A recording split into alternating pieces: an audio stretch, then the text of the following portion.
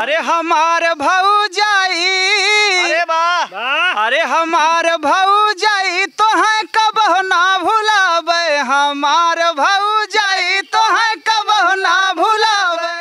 कि छरवा बोलेला मोरवा, अरे जिया याद बा। अरे नदिया की छरवा बोलेला मोरवा, देवरू पैदर नाही चलबे उठाला कोरवा।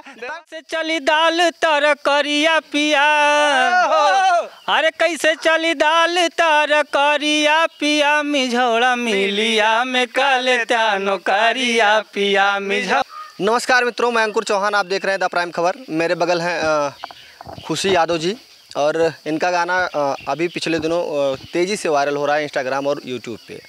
और आप लोगों ने देखा ही होगा ये तीनों चेहरे जो मेरे पीछे खड़े हैं, इन लोगों को अगर आप सोशल मीडिया पे आप लोग सोशल मीडिया को फॉलो करते हैं तो आप लोग ज़रूर देखे होंगे इन दोनों को।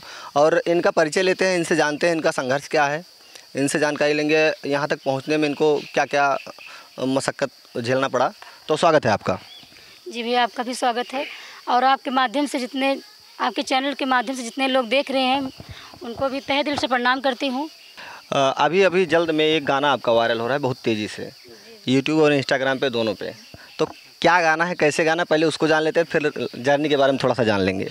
मेरा गाना है जो वायरल हुआ था जी, वो गाना है मेरा कि भुलाई गया देवरू पौत देवरानी, भुलाई गया देवरू पौत देवरानी, हरे पौत देवरानी हो देवरानी, भुलाई गया देवरू पौत देवरानी। और शादी के पहले तो रहा खूब निकऊ, और अब काहे होई गया जैसे का करती तो, अरे मेहरी तोहार हमका समझे नौकरानी, भुलाई गया देवरू पौत देवरानी, भुलाई गया देवरू औत देवरानी। बहुत ही खूब गाया है, इसलिए तो वायरल होने का ज़्यादा चांस था और वायरल हो भी रहा है। आपके घर से किस प्रकार से आपको सपोर्ट मिल पाया है अभी तक? भैया, हमारे घर से सबका सपोर्ट है। सबसे पहले तो हमारे हस्बैंड जी का इतना सपोर्ट है, बहुत ज़्यादा ही सपोर्ट है, क्योंकि कहते हैं कि अगर हस्बैंड आगे खड़े हैं तो सब पीछे खड़ा रहेंगे। और हमारे ससुर जी का, हमारे बड़े भैया वकील हैं, उनका भी मतलब बहुत योगदान है। और हमारे सास ससुर, मतलब हमारे घर वालों का सबका योगदान है, सपोर्ट। उन्होंने बोला कि अगर आपके पास हुनर है तो आप गाइए, हम लोगों का सपोर्ट है जी। तो अभी ये तीनों भाई खड़े हैं तो भुलाई गया देवरू पे क्या बोलेंगे आप लोग? भैया समारा बोल दी भौजी बदे जो उनमें बोले रहे। अरे हमार भौजाई, अरे वाह, अरे हमार भौजाई तो है कबहु ना भुलावे, हमार भौजाई तो है कबहु ना भुलावे। अब करे आगे तू बाबा। अरे छोड़ के बहरवा, अरे छोड़ के बहरवा भले चला जावे, हमार भौजाई तो है कबहु ना भुलावे। कितना हम कमाए चला जाए लेकिन भौजी तोहार याद दस करेजम वैसे बनी रहे। अब क्या कहेंगे आप? तो कहना है इनके लिए तो जितना कहे उतना ही शब्द कम है, क्योंकि आप तो जान ही रहे, इनको तो बताने की ज़रूरत नहीं है। आज इन्हीं लोगों की वजह से हमारे राहुल भैया राइटर जी की लिखी हुई कलम से जो हमारी गीतें चैनल पे आए हैं। हम धरता मारता बिगाड़ता सब यही लोग हैं। देवर के करे कि सड़िया हमें काली काली राजा ले आया, और रजौल है आया, बलमूल है आया, सड़िया हमें काली काली राजा ले आया, और ले आया 3 पतिया झुलनिया हो, और ले आया 3 पतिया झुलनिया हो, काहे तहर घर वाली पिया ले आया, काहे तहर घर वाली राजा ले आया। ई तोहार रोज रोज फरमाइश बदलत रहत, कलियत कुछ और कहत रहू। जलेबी मंगाइए तो सुना कलिए का कहत रही न मंगावे न बड़ी विपेती हुई है। अरे बेचा चाहे गेहूं धान बेचा तू बजरवा, पिया घरवा लई दाना, पिया घरवा लई दाना, अब की जावे नाई हरवा, पिया घरवा लई दाना, अब की जावे नाई हरवा, पिया घरवा लई दाना। रोज फरमाइश बदलबू कहाँ ये लोग मुझे लगता है अब वो बना लिए हैं। आप अकेले कर रहे हैं तो मैं थोड़ा सा सपोर्ट उनका भी चाहूँगा। स्वागत है आपका भी। ठीक है, हम खुश हैं। थोड़ा सा सपोर्ट आपका भी चाहूँगा। ऐसा है, हमारे देवर लोग बोल रहे हैं कि हम शहर नहीं जाएंगे, तो ठीक है ये शहर ना जाएं, लेकिन तो सुना रहियत केकर बिगड़ी। रसा डाल के डोलाई दा चुराए दा मसूड़ी, रसा डाल के डोलाई दा चुराए दा मसूड़ी। सासू पूछनी बहू हर के कर बिगड़ी, अरे बिगड़ी तो बिगड़ी हमार बिगड़ी, तोहरे पूताया लबेलवा के काऊ बिगड़ी, तोहरे पूताया लबेलवा के काऊ बिगड़ी। तो भैया भाऊजी हरदम में सोचा तू परदेश चला जाए जवन ई कुल कहा तू। हरे नदिया की छरवा बोलेला मोरवा। अरे जिया याद बा। हरे नदिया की छरवा बोलेला मोरवा, देवरू पैदर नाही चलबे उठाला कोरवा। तब कैसे कहबू? हाँ आप बतावा। सोने की थाली मैं जेवना बनायो, अरे जेवना ना जेवै जंजीरिया किल्ली मार के, जंजीरिया किल्ली मार के साझावै निकारी गए देवरवा लुंगी झार के। अरे मोरी मैया तबे ना जादू भैया का हाँ। रोक ली का कहते हैं भौजी। हाँ भैया। अरे कैसे चली दाल तर करिया पिया, अरे कैसे चली दाल तर करिया पिया, मिझौड़ा मिलिया में कल त्यानो करिया पिया, मिझौड़ा मिलिया में कल त्यानो करिया पिया। तबे ना जाए देते हो मिझौड़ा मिल नीच के सोचा था। अरे कुछ दिन खाबा बैठला उधारी रजऊ, तबले जम के बेच भाजी तरकारी रजऊ। अब भौजी इतना परेशान तो भैया कह देते हो। बताओ उधार ले आए तरकारी। हाँ तब वो परेशान। अरे झगड़ा करेलू दिन दोपहरवा भौजी, अरे झगड़ा करेलू दिन दोपहरवा भौजी, हमारे भैया हो चलावे टकटरवा भौजी। और इसमें मुझे लगता है जो है धर्मेंद्र भैया चलाते भी हैं ट्रैक्टर। क्या कहेंगी भाभी? इनके से बहुत बदलत है छन पे छन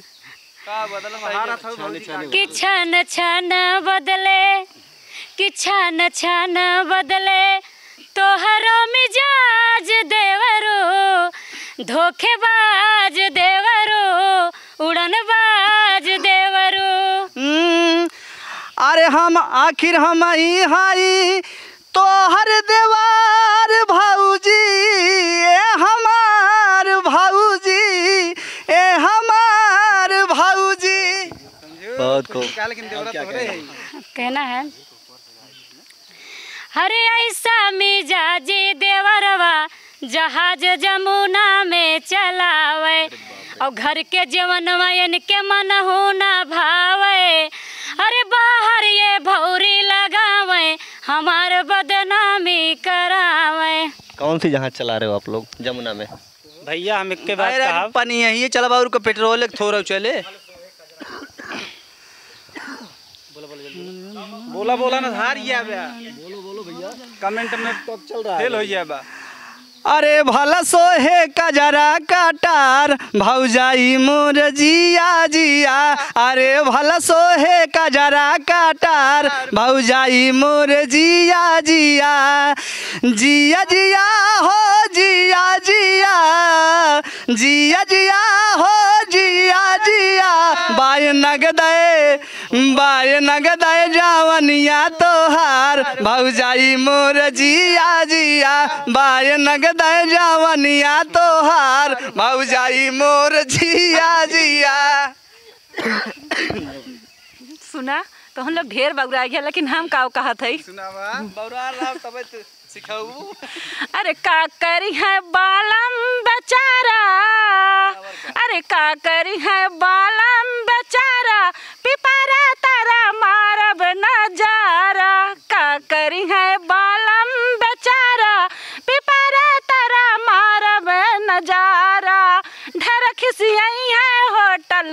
लई जाई है, ढेर खिसियाई है होटल ना लई जाई है, भौरी पे कैले बे गुजारा, पिपरा तारा मारब नजारा।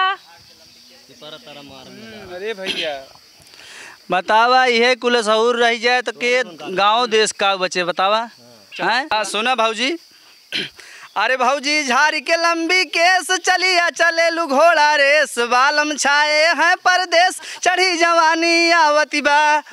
अरे रोज सोवई कई के नखरा कर सास ससुर से झगड़ा, अरे रोज सोवई कई के नखरा कर सास ससुर से झगड़ा, बूढ़ा बोलाई का है मौत तोहर नियरानी आवत बा। जिया रोहित भैया जिया।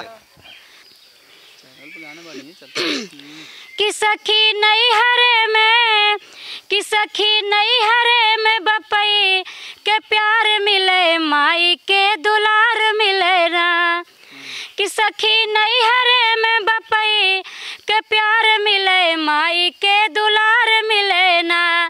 कि जहाँ भी तलरी कैया, कि जहाँ खेले हम बकैया, कि फिर न खेले का, कि फिर न खेले का ऐसा खेलवार मिले, माई के दुलार मिले ना। जाते जाते रोहित भैया कुछ अगर कह दें अपने मुंह से। अरे माई के दूध हवा से बढ़ के कवनो, माई के दूध हवा से बढ़ के कवनो, मिठाई नहीं बा हो, मिठाई नहीं बा। उहे बाटे हो अभागा जे करे माई नहीं बा, उहे बाटे हो अभागा जे करे माई नहीं बा। ये लोग ऐसा गाना गाते हैं, हर प्रकार का एंटरटेनिंग गाना, और अब इसमें तो भावुक भी कर दे रहे हैं। आगे क्या कहेंगी भाभी? आगे कहना है, अरे जबरेलिया गर्दा उड़ावे, अरे जबरेलिया गर्दा उड़ावे, तब सुधिया बालम के आवे। अरे बालम के आवे हो, बालम के आवे, जबरेलिया गर्दा उड़ावे, तब सुधिया बालम के आवे। रोहित भैया आप बताइए, आप क्या सोचते हैं? हम भौजी खाते एक ठीक है, इतना प्यार मोहब्बत स्नेह सब मिलत बा, तो एक ठीक दिल के बात बतावा थी भैया। हाँ भैया खुल के। कि भौजी कबहू न हम, भौजी हमनी के हरदम तू प्यार दिहू, कबहू ना बिसार दिहू ना। भौजी हमनी के इतना तू प्यार दिहू, कबहू ना बिसार दिहू ना। ये अपने देवर लोग मतलब बदमाशी तो करते हैं, लेकिन ये प्यार दुलार है, लेकिन भावुक कर देते हैं। ऐसा ऐसी बात, ऐसा ऐसा इन लोग का सॉन्ग है।